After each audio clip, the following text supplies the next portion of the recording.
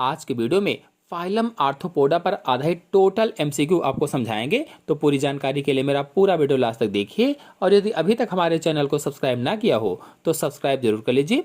चलिए पहले क्वेश्चन को लेते हैं। पहला क्वेश्चन है, पेरीपेटस किस वर्ग में आता है? 4 वर्ग के नाम दिए गए हैं और उसमें से बताना है पेरीपेटस किस वर्ग में आता है। तो इसका आंसर सही होगा बी, पेरीपेटस ऑनिकोफोरा वर्ग के अंतर्गत आता है। जो लोग लेक्चर वाला वीडियो देखे होंगे उसमें मैंने एक एक चीज को डिटेल से चित्र से समझाया था, वो लोग सभी आंसर दे लेंगे। और पेरीपेटस के बारे में और अधिक जानकारी चाहते हैं तो वही लेक्चर वाला वीडियो देखिए, उसमें डिटेल से समझाया हुआ है।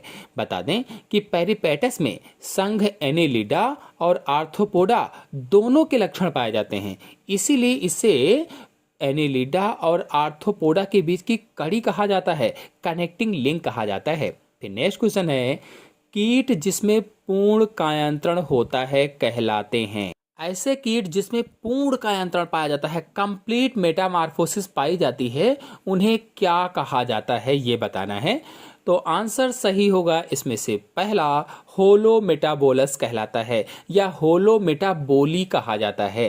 कहने का मतलब ये है कि कायांतरण के आधार पर कीटों को कई भागों में बांटा गया है, जिसमें से होलोमेटाबोली या होलोमेटाबोलस पूर्ण कायांतरण कहलाते हैं। कंप्लीट मेटामॉर्फोसिस होती है जो हेमी मेटाबोलस होती है, इसमें अनकम्प्लीट मेटामॉर्फोसिस होती है या अपूर्ण कायांतरण होता है। और जो एमेटाबोलस होता है इसमें कायांतरण अनुपस्थित होता है, मेटामॉर्फोसिस एब्सेंट होती है। और जो पारोमेटाबोलस है इसमें क्रमिक कायांतरण पाया जाता है। नेक्स्ट क्वेश्चन लेते हैं, किस कीट के जीवन चक्र में प्यूपा अवस्था नहीं होती है? ऐसा कौन सा कीट है जिसकी लाइफ साइकिल में प्यूपा स्टेज नहीं होती है? तो आंसर इसमें सही होगा सी, खटमल में। यानी an insect without pupa stage is bed bug, यानी खटमल। आपको बता दें कि खटमल के जीवन चक्र में प्यूपा अवस्था नहीं पाई जाती है, इसमें अपूर्ण कायांतरण यानी इनकम्प्लीट मेटामॉर्फोसिस होती है, इनकम्प्लीट। और इसमें लार्वा जो होता है, लार्वा और प्यूपा अवस्थाएं नहीं पाई जाती हैं।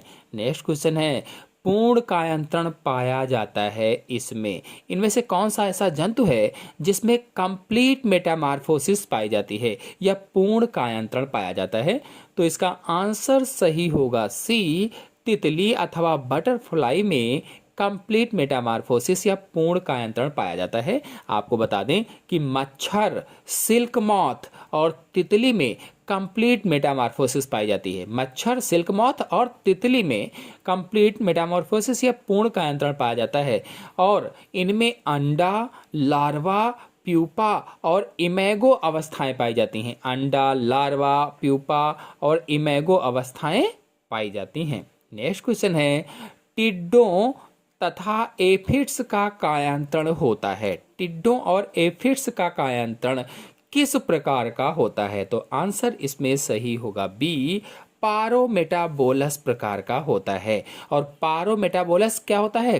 क्रमिक कायांतरण होता है, क्रमिक। नेक्स्ट क्वेश्चन है, रेशम कीट की रेशम ग्रंथियां किसका रूपांतरण है? जो रेशम कीट में रेशम ग्रंथियां पाई जाती हैं, सिल्क ग्लैंड पाई जाती हैं, वो किसका मॉडिफिकेशन होती हैं, किसका रूपांतरण होती हैं पूछा गया है।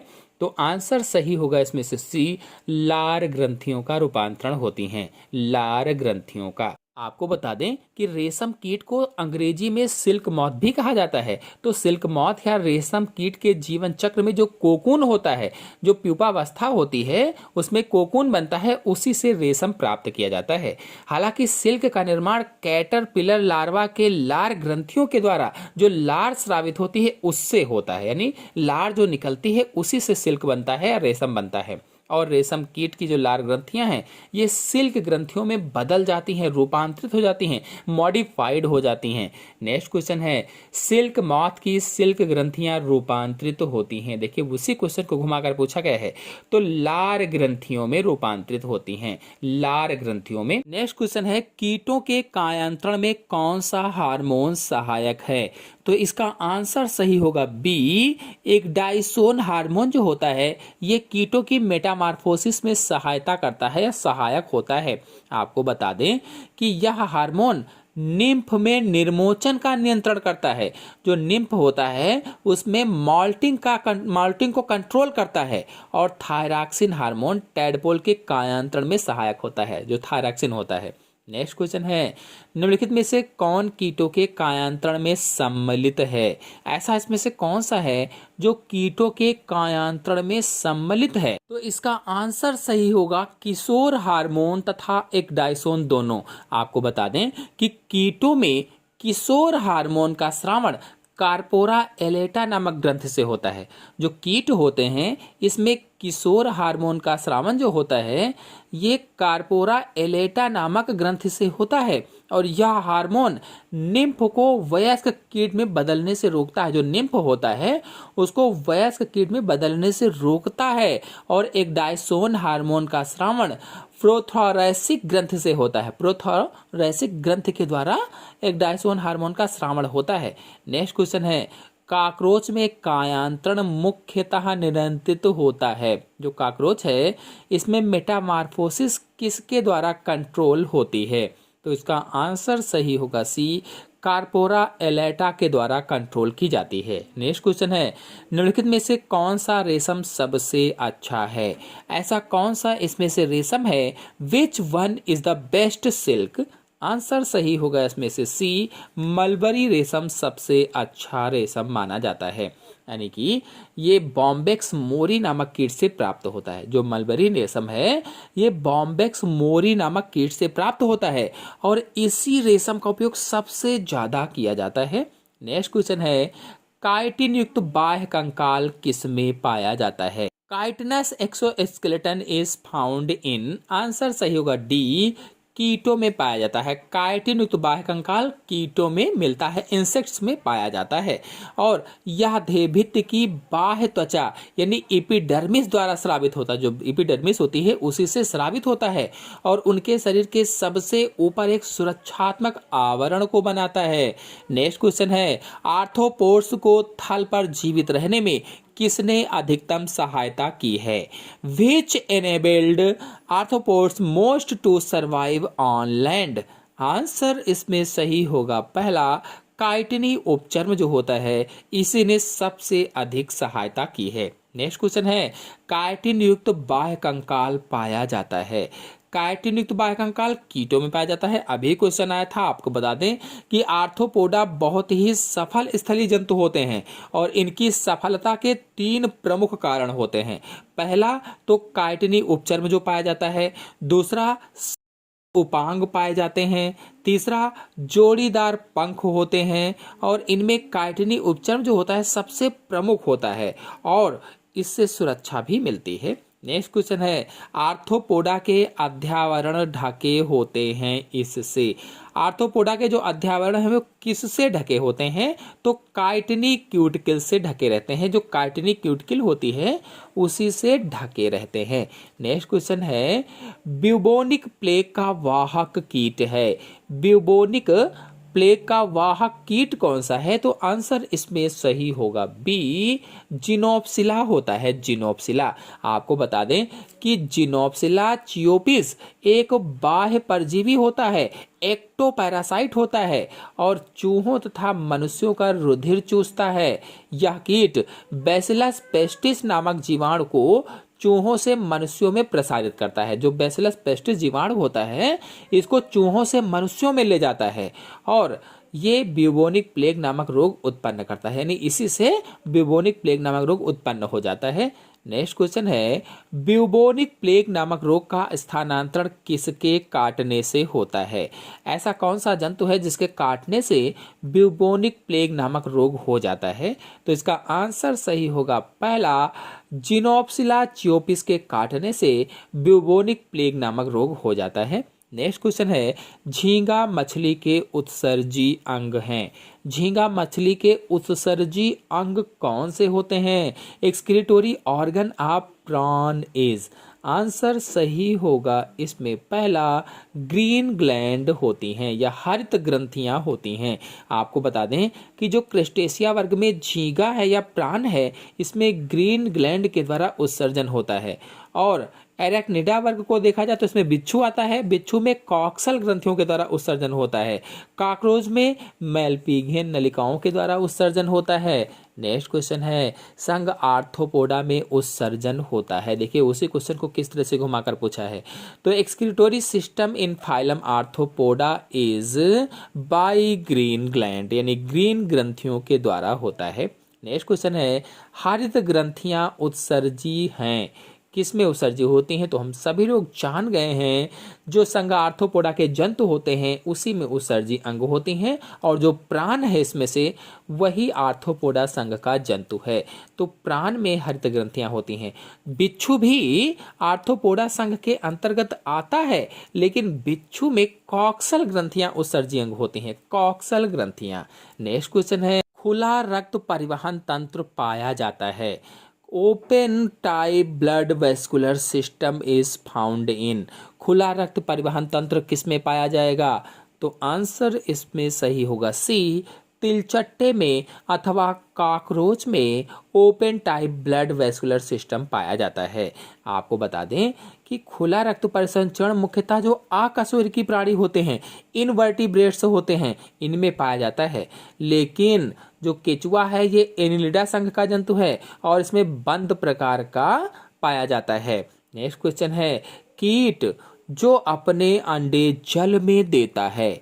The insect which lays egg in water is dragon मक्खी। इसमें ड्रैगन फ्लाई जो होती है ये अपने अंडे जल में देती है, जबकि जो घरेलू मक्खी है ये अपने अंडे सड़े गले कार्बनिक पदार्थों पर देती है। नेक्स्ट क्वेश्चन है, तिलचट्टे में कायांतरण का नियंत्रण मुख्य रूप से होता है।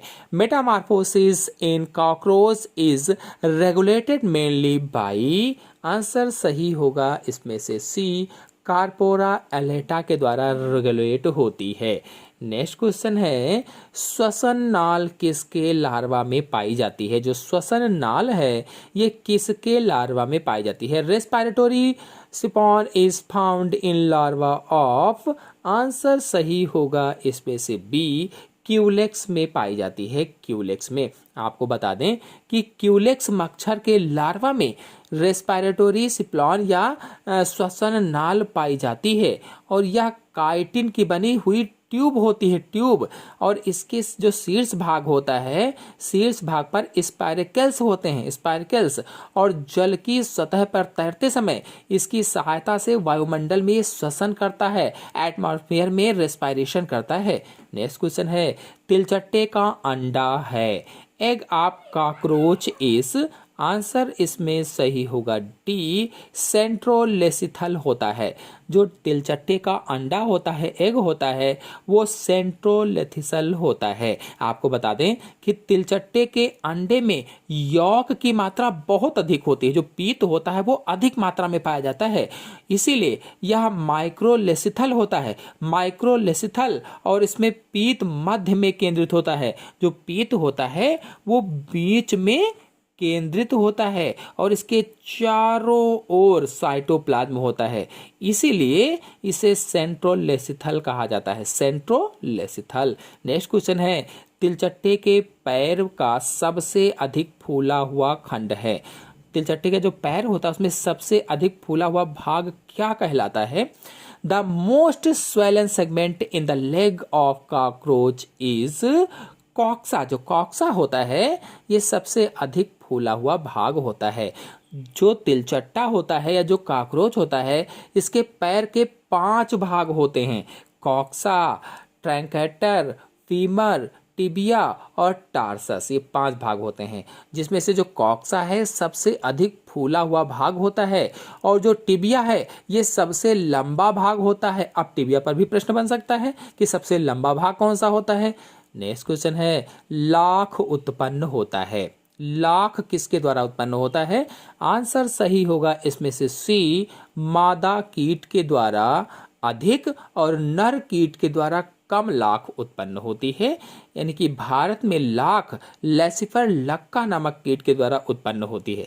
ये मैंने कल पिछले वाले लेक्चर में समझाया था। जो लेसिफर लक्का है इसके द्वारा भारत में लाख उत्पन्न की जाती है, और मादा विपरीत मौसम आने पर अंडे जब उनको देना होता है तो पीपल है, ढाक है, बरगद है, इन वृक्षों पर सुरक्षात्मक घोंसले के निर्माण के लिए लाख का श्रावण करते हैं। यानी उनका घोंसला सुरक्षित रहे इसलिए लाख निकालती हैं, लाख का श्रावण करती हैं। और लाख के उत्पादन में नर कीट ज़्यादा महत्वपूर्ण भूमिका नहीं निभाता है। जो मादाएं होती हैं सबसे ज़्यादा लाख यही निर्माण करती हैं, यही उत्पन्न करती हैं। नेक्स्ट क्वेश्चन है, चट्टानी मक्खी है, इनमें से रॉक बी कौन सी है? चट्टानी मक्खी कौन सी है? आंसर सही होगा सी, एपिस डॉर्सेटा चट्टानी मक्खी होती है। चट्टानी मक्खी का वैज्ञानिक नाम एपिस डॉर्सेटा होता है। एपिस डॉर्सेटा ये वैज्ञानिक नाम लिख करके पूछा गया है प्रश्न। और ये प्रायः ऐसे चट्टानों, विशाल वृक्षों के तनों के नीचे कॉलोनियां बनाते हैं जहां पर आमतौर पर मनुष्य ना पहुंच पाए या मनुष्य का पहुंचना असंभव हो। नेक्स्ट क्वेश्चन है, एपिस इंडिका की रानी, श्रमिक और ड्रोन को वयस्क बनने में समय लगता है क्रमशः। वयस्क बनने में समय कितना लगेगा? तो आंसर इसमें सही होगा पहला 16 दिन, 21 दिन और 24 दिन का समय लगता है। आपको बता दें कि अंडे से वयस्क तक के विकास में रानी, श्रमिक और ड्रोन को क्रमशः 16, 21 और 24 दिन लगते हैं। यानी रानी को 16 दिन, श्रमिक को 21 दिन और ड्रोन को 24 दिन लगते हैं अंडे से वयस्क बनने में। और अंडे से लार्वा बनने में लगभग 3 दिन का समय लगता है। 3 दिन का अंडे से लार्वा बनने में, बाकी समय इसके बाद लगता है। नेक्स्ट क्वेश्चन है, मधुमक्खी निवह में पुंधुप उत्पन्न होते हैं या ड्रोन उत्पन्न होते हैं? In honey bee colony the drones are produced by, किसके द्वारा? तो आंसर सही होगा इसमें से बी, अनिषेचित अंडों से, अनफर्टिलाइज्ड एग से उत्पन्न होते हैं। और मैंने आपको लेक्चर में समझाया था कि जो मधुमक्खी होती है, मधुमक्खी की कॉलोनी में 3 प्रकार के सदस्य पाए जाते हैं। एक तो क्वीन, दूसरा वर्कर और तीसरा ड्रोन, यानी रानी, श्रमिक और नर पाए जाते हैं। जिसमें से जो ड्रोन होता है इसका निर्माण अनिषेचित अंडे से होता है, जबकि जो श्रमिक हैं और जो रानी होती है इनका निर्माण निषेचित अंडे से होता है।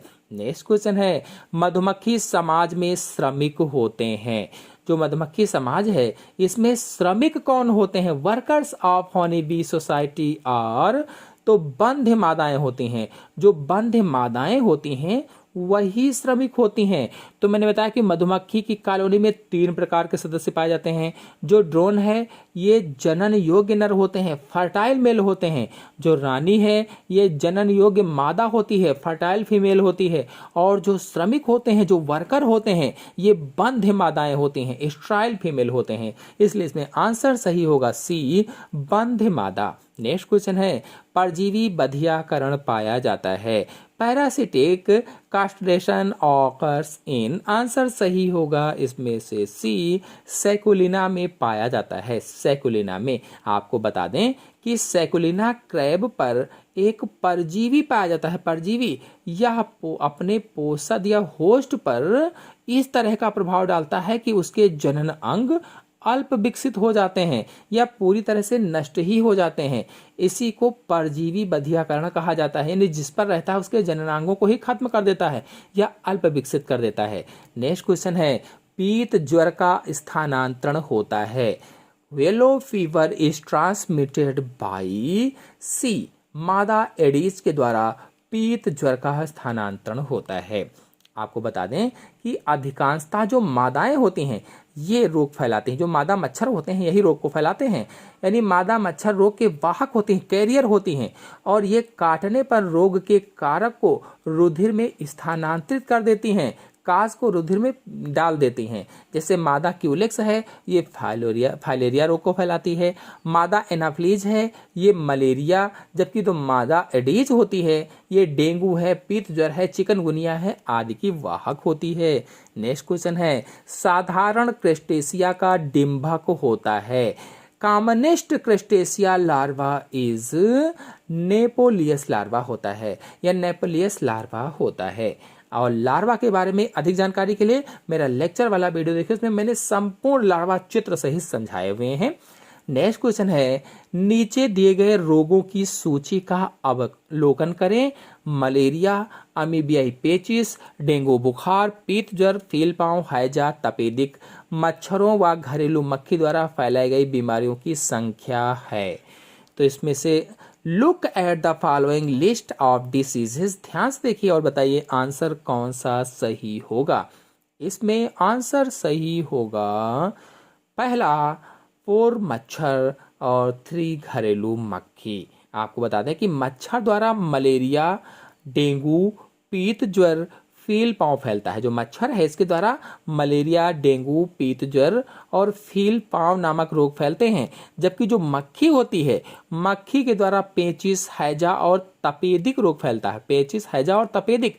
हालांकि मक्खी केवल यांत्रिक वाहक होती है, जबकि मच्छर परजीवी का एक पोषक होता है, होस्ट होता है। नेक्स्ट क्वेश्चन है, टसर रेशम है। टसर रेशम क्या है? Tussar silk worm is. Answer सही होगा इसमें से पहला एंथेरिया माइलेटा टसर रेशम होता है। आपको बता दें कि जो फगारा रेशम है ये अटैकस एटलस होता है। अटैकस एटलस फगारा रेशम, एंथेरिया माइलेटा टसर रेशम, एंथेरिया आसोमेसिस मोगा रेशम, बॉम्बेक्स मोरी मलबरी रेशम, अटैकस रिसनी एरी रेशम होता है। नेक्स्ट क्वेश्चन है, टसर सिल्क प्राप्त होता है। Tussar silk is obtained from, answer सही होगा बी, एंथेरिया पेफिया से प्राप्त होता है। नेक्स्ट क्वेश्चन है, एंथेरिया आसमेंसिस से प्राप्त होता है। आसामेंसिस है, इससे प्राप्त होता है। तो आंसर सही होगा इसमें से डी, मोगा सिल्क प्राप्त होता है। नेक्स्ट क्वेश्चन है, फगारा रेशम बनता है कोकून से। तो आंसर इसमें सही होगा सी, अटैकस अटलस से फगारा रेशम बनता है। नेक्स्ट क्वेश्चन है, मकड़ियां तथा बिच्छू सम्मिलित किए गए हैं वर्ग। किस वर्ग में सम्मिलित किए गए हैं? तो एरेक्निडा वर्ग में मकड़ियां और बिच्छू सम्मिलित किए गए हैं। आपको बता दें कि ये आर्थ्रोपोडा संघ का वर्ग है और इसमें श्वसन बुक लंग्स अथवा ट्रकिया के द्वारा होता है। बुक लंग्स या ट्रकिया के द्वारा, और ये श्वसन अंग इस वर्ग के मैंने बताए हैं, वर्ग के। नेक्स्ट क्वेश्चन है, पैलीमोन में हेस्टेड प्लेट पाई जाती है। In Palaemon hastate plate is found in cardiac आमाशय में पाई जाती है, कार्डियक स्टमच में पाई जाती है। आपको बता दें कि पैलीमोन जो होता है इसमें जो स्टमक होता है, जो आमाशय होता है, उसके 2 कक्ष होते हैं, पाइलोरिक और कार्डियक। कार्डियक भाग में नीचे की तरफ मध्य अधर सतह पर एक बड़ी सी त्रिकोणाकार संरचना होती है, उसे ही हेस्टेड प्लेट कहा जाता है। नेक्स्ट क्वेश्चन है, इनमें से कौन सा जंतु पुस्तक फेफड़ों के द्वारा श्वसन करता है? पुस्तक फेफड़ों के द्वारा। Which of the following animals respire through book lungs? तो आंसर सही होगा इसमें से बी वाला, बिच्छू। पुस्तक फेफड़े का मतलब है बुक लंग्स के द्वारा, तो बुक लंग्स के द्वारा श्वसन कौन करेगा? तो स्कॉर्पियन या बिच्छू करता है। नेक्स्ट क्वेश्चन है, मकड़ियों का उत्सर्जी उत्पाद होता है। Which of this chemicals is एक्सक्रीटोरी product in spider? Answer सही होगा इसमें से पहला गुआनिन होता है, गुआनिन। और यह जल में आग घुलनशील होता है। जो गुआनिन होता है जल में आग घुलनशील होता है। नेक्स्ट क्वेश्चन है, एक रक्त गुहा देखने के लिए आप किस जानवर को चुनेंगे? For seeing a homosil, which animal will you select? Answer सही होगा इसमें से बी, सेंटीपीड को चुनेंगे, सेंटीपीड को। नेक्स्ट क्वेश्चन है, मेल पिगियन नलिकाएं हैं, मेल पिगियन टिब्यूल्स और आंसर सही होगा इसमें से डी, कीटों के उत्सर्जी अंग होते हैं। आपको बता दें कि मेल पिगियन नलिकाएं कीटों के उत्सर्जी अंग हैं और ये कीटों के विशेष लक्षण होते हैं।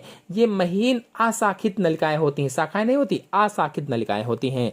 नेक्स्ट क्वेश्चन है, कीटों में यूरिक अम्ल अस्थायी रूप से संचित होता है, किसमें? आंसर सही होगा इसमें से सी, वसा पिंडकों में या फैट बॉडीज में संचित होता है। नेक्स्ट क्वेश्चन है, पेब्रिन रोग है, पेब्रिन रोग। पेब्रिन डिसीज ऑकर्स इन, रेशम के कीड़ों में पेब्रिन रोग हो जाता है और यह एक आनुवांशिक रोग होता है, जेनेटिक डिसीज होती है, जो एक प्रोटोजोआ नोसेमा के द्वारा उत्पन्न होता है, नोसेमा के द्वारा, और यह अंडों के द्वारा फैलता है। नेक्स्ट क्वेश्चन है, नर पैलिमोन में अपेंडिक्स मर्क्यूलिना स्थित होता है। आंसर सही होगा इसमें से बी, दूसरे प्लवपाद में, सेकंड पेलियोपॉड में स्थित होता है। नेक्स्ट क्वेश्चन है, बॉम्बेक्स मोरी किस वर्ग के अंतर्गत आता है? Bombyx mori belongs to the class, answer सही होगा डी, कोई नहीं, यानी इनमें से किसी भी वर्ग में बॉम्बेक्स मोरी नहीं आता है। बॉम्बेक्स मोरी जो है इसे सामान्यतः सिल्क वर्म या सिल्क मॉथ भी आप कह सकते हैं, और यह एक प्रकार का मॉथ है। इसका वर्ग क्या है? तो इंसेक्टा होता है। ऑर्डर क्या है? तो लेपिडोप्टेरा होता है, और इसमें लेपिडोप्टेरा दिया गया है, लेकिन क्वेश्चन में वर्ग कहाँ है, इसलिए आंसर नहीं सही होगा। अगर इसमें गण कहता, ऑर्डर कहता तो सही हो जाता। नेक्स्ट क्वेश्चन है, दीमकों द्वारा प्रदर्शित ट्रोकोलैक्सिस होता है, ट्रोफोलैक्सिस होता है। तो ट्रोफोलैक्सिस क्या है? आंसर सही होगा इसमें से सी, सदस्यों के बीच परस्पर भोजन का आदान प्रदान, ट्रोफोलैक्सिस। यानी दीमक एक सामाजिक कीट है और इसकी कॉलोनी में विभिन्न प्रकार के सदस्य पाए जाते हैं। इनके बीच परस्पर भोजन के आदान प्रदान को ट्रोफोलैक्सिस कहा जाता है। नेक्स्ट क्वेश्चन है, प्रोथोरेसिस ग्रंथियां पाई जाती हैं। Prothoracic glands are found in, answer सही होगा इसमें से बी, पेरीप्लेनेटा में पाई जाती हैं, पेरीप्लेनेटा में। नेक्स्ट क्वेश्चन है, मकड़ियों के स्पिनरेट्स जो सिल्क युक्त धागों का श्रावण करते हैं स्थित होते हैं, किसमें स्थित होंगे? आंसर सही होगा इसमें से पहला, गुदा के अग्रभाग पर स्थित होते हैं, एंटीरियर ऑफ द एनस स्थित होते हैं। नेक्स्ट क्वेश्चन है, काकरोच की कोलेट्रल ग्रंथियां का कार्य है। जो काकरोच में कोलेट्रल ग्रंथियां पाई जाती हैं, इनका कार्य क्या होता है? Collateral glands of cockroach helps in, answer सही होगा सी, कोकून का निर्माण करना ही कार्य होता है। आपको बता दें कि निषेचन के बाद इन ग्रंथियों के द्वारा एक पदार्थ स्रावित होता है, और उस पदार्थ से निषेचित अंडे के चारों तरफ एक खोल बन जाता है, और उसी खोल को ऊथिका या कोकून कहा जाता है। नेक्स्ट क्वेश्चन है, शहद की मक्खी में वैगल नृत्य का अर्थ है। जो शहद की मक्खी होती हैं, इसमें वैगल नृत्य का अर्थ क्या होता है? इन बीज vagal dance is meant for, answer सही होगा इसमें से बी, संदेश पहुंचाने का कार्य। आपको बता दें कि जो शहद की मक्खी होती है अथवा जो हनी बी होती है, इसमें दो प्रकार के डांस करती हैं ये, और डांस करने का इनका मतलब क्या होता है? संदेश पहुंचाना होता है। और संदेश, अगर भोजन जो होता है वो स्रोत जो है वो अगर पास में है तो ये गोलाकार नृत्य करती हैं कि पास में ही भोजन आ जाइए सभी लोग। तो भाई गोलाकार अगर नृत्य कर रही हैं, इसका मतलब क्या हुआ कि स्रोत पास में है, भोजन पास में है। और यदि ये वैगल नृत्य करती हैं, दुम अभिदोलन नृत्य करती हैं, तो इसका मतलब ये होता है कि भोजन दूर है। नेक्स्ट क्वेश्चन है, दुम अभिदोलन नृत्य किसकी भाषा है? तो आंसर सही होगा सी, मधुमक्खी की भाषा दुम अभिदोलन नृत्य होती है या टेल वैगिंग डांस होती है। नेक्स्ट क्वेश्चन है, मधुमक्खियों में विशेष प्रकार के नाच का उद्देश्य क्या होता है? तो हम सभी लोग जान चुके हैं अब तक कि भोजन के स्रोत की सूचना देना ही इनका मुख्य उद्देश्य होता है। देखिए, नाच पर या डांस पर 3 क्वेश्चन आ चुके हैं अब तक की। और पेरिपेटस में आर्थ्रोपोड के समान संरचना है, आंसर सही होगा इसमें से बी, जोड़ीदार उपांग। ये बिल्कुल आर्थ्रोपोड्स के समान, एलिडा के समान संरचना होती है, इसीलिए पेरिपेटस को एलिडा और आर्थ्रोपोडा के बीच की संयोजी कड़ी कहा जाता है, कनेक्टिंग लिंक कहा जाता है। और इसमें आर्थ्रोपोडा के समान जोड़ीदार टांगे, संयुक्त नेत्र तथा ट्रैकी पाई जाती हैं। नेक्स्ट क्वेश्चन है, इनमें कौन सामाजिक कीट है? सामाजिक कीट को बताना है तो कैलोटर्मस जो होती है ये सामाजिक कीट होती है। नेक्स्ट क्वेश्चन है, दीमकों की आहार नाल में पाए जाने वाले प्राणिक साभी होते हैं, आंसर सही होगा इसमें से बी, सहजीवी होते हैं, सहजीवी। नेक्स्ट क्वेश्चन है, सिल्क वर्म की कोकून निर्माण के बाद की प्रक्रिया है, तो आंसर इसमें सही होगा बी, स्टिफलिंग होती है। आपको बता दें कि सिल्क वर्म में कोकून निर्माण के बाद कोकून को गर्म जल या ओवन में रखा जाता है, जिससे इसके अंदर जो प्यूपा होता है वो मर जाता है, और इसी प्रक्रिया को स्टिफलिंग कहते हैं। प्यूपा रेशम को काट कर बाहर निकलता है और फिर उसे मार दिया जाता है। नेक्स्ट क्वेश्चन है, larva of house fly is called, यानी घरेलू मक्खी का लार्वा कहलाता है। क्या कहलाएगा? मैंने लेक्चर में बताया था घरेलू मक्खी के लार्वे को मैगॉट कहा जाता है अथवा ग्रब कहा जाता है। नेक्स्ट क्वेश्चन है, निम्नलिखित में से कौन सही सुमेलित नहीं है? इनमें से कौन सा ऐसा है जो सही सुमेलित नहीं है कहा गया है? Which of the following is not correctly matched? Answer सही होगा इसमें से पहला, घरेलू मक्खी एंथ्रेक्स, ये सही सुमेलित नहीं है। नेक्स्ट क्वेश्चन है, जुइया लार्वा का परिवर्तित रूप है। जुइया लार्वा का परिवर्तित रूप क्या होगा? तो पहला होगा माइसिस होता है, माइसिस। और अगर आप लार्वा के बारे में पूरी जानकारी चाहते हैं तो लेक्चर वाला वीडियो देखें, समझ में आ जाएगा। नेक्स्ट क्वेश्चन है, कीटों में 2 जोड़ी पंख और 3 जोड़ी वक्षीय पाद होते हैं, परंतु निम्नलिखित में से एक के लिए यह परिभाषा सही नहीं बैठती है। ऐसा कौन सा जंतु है जिसमें ऐसा नहीं होता है?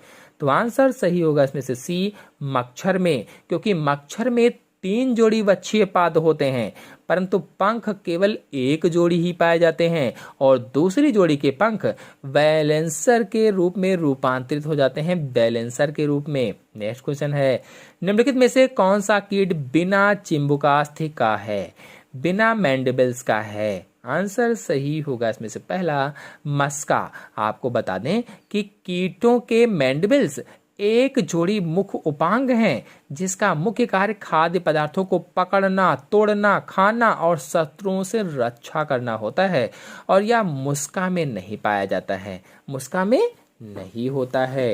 नेक्स्ट क्वेश्चन है, कीटों का प्रमुख लक्षण है। इसमें से कौन सा कीटों का प्रमुख लक्षण है? तो आंसर सही होगा इसमें से डी, 3 जोड़ी पाद कीटों का प्रमुख लक्षण होते हैं।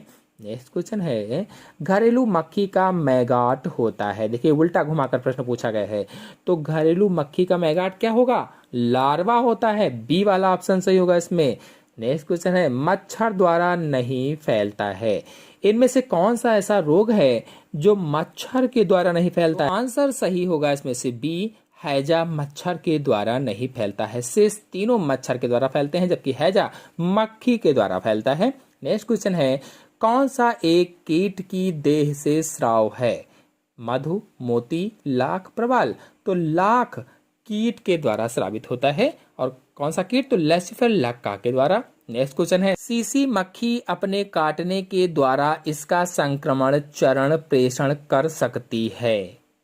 यानी अगर सीसी मक्खी काटती है तो कौन सा जंतु आपके शरीर में जा सकता है? तो ट्रेपैनोसोमा गैम्बियंस नामक सूक्ष्म जीव का वाहक होती है सीसी मक्खी और इसके द्वारा स्लीपिंग सिकनेस नामक बीमारी हो जाती है। तो आज के अंक में इतना ही। आशा है आप सभी लोगों को सभी क्वेश्चन अच्छे से समझ में आए होंगे। समझ में आए हो तो लाइक और शेयर कीजिए। चैनल पर नए हैं तो चैनल को सब्सक्राइब कर लीजिए। धन्यवाद।